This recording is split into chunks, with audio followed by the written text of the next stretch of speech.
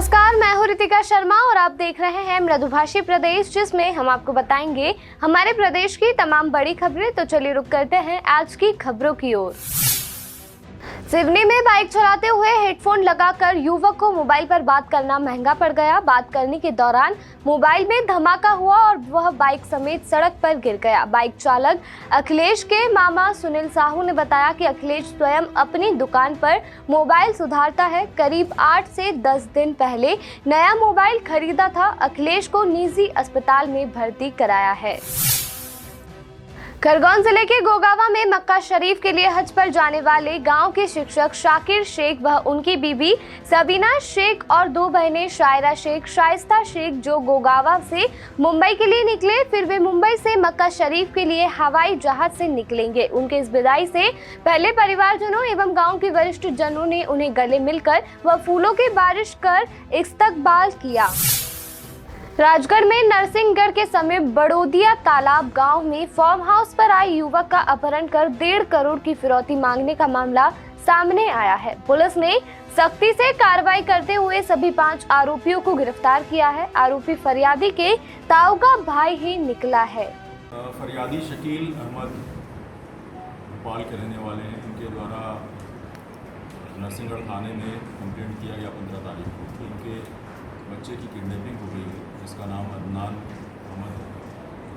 और इसमें किडनैपर्स के द्वारा 1.5 करोड़ की राशि उनसे मांगी गई है और ये कहा गया है कि अगर आप ये राशि नहीं दोगे तो हम बच्चे की हत्या करेंगे। इस सूचना पर पुलिस एक्टिव हुई और पुलिस ने तमाम जो भी नाकेबंदी और CCTV में जब सारे जो हमारे साइबर सेल हैं इनका हम लोगों ने सपोर्ट किया और इसके अधिकारियों के मार्गदर्शन में सूचनाएँ प्राप्त हुई। सूचना तंत्र को विकसित किया गया और उकावदा नामक स्थान से आरोपियों की घेराबंदी करके अपराध को उनसे मुक्त कराया गया। इसमें कुल 5 आरोपी हैं।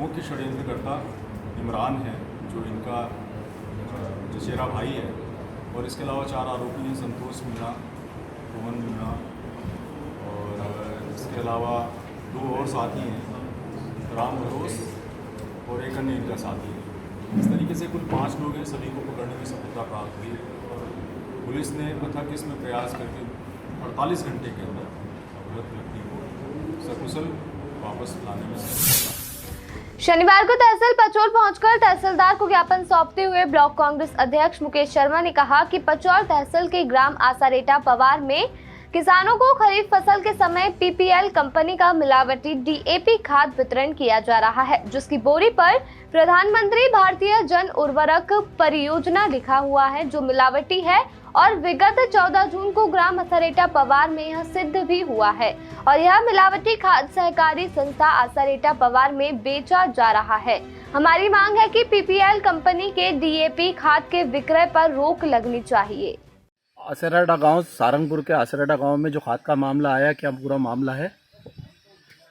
आज ब्लॉक कांग्रेस कमेटी पचौर के अध्यक्ष के नाते मुझे सूचना हमारे मंडलम अध्यक्ष नंद किशोर जी आचार्य द्वारा दी गई थी। साथ में उनके कुछ किसान भी थे जिनसे मेरी चर्चा हुई है। उन्होंने बताया कि हमारे यहाँ 50 टन सोसाइटी में खाद आया हुआ है। उस खाद को हम जो है कुछ जो हमें बोरियाँ उपलब्ध हुई है वो घर ले गए। उसमें से हमने 1 किलो खाद जो है तोल करके देखा, 100 ग्राम रेत उसमें से जो है पाई गई।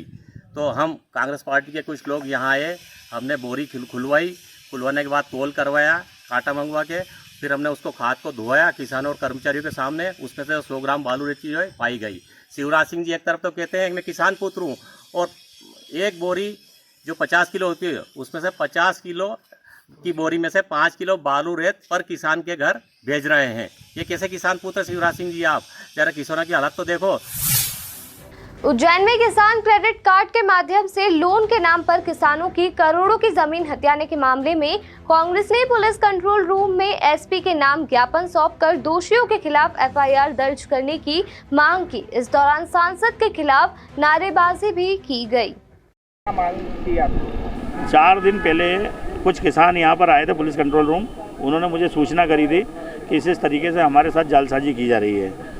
कर्नाटका बैंक में कुछ किसानों का कर्जा लिया गया था। किसी का कर्जा था 12 लाख रुपए, किसी का था 15 लाख रुपए, किसी का था 7 लाख रुपए, किसी का 23 लाख रुपए दिख रहे ऐसे कर्जा था। और उनका ये कहना था कि हमें बगैर बताए, हमारे बगैर साइन के एक तो नोटिस चस्पा कर दिए गए। तहसीलदार से नोटिस चिपका दिए गए और हमारी करोड़ों रुपए की जो ज़मीन थी वो उसको नीलाम कर दिया गया।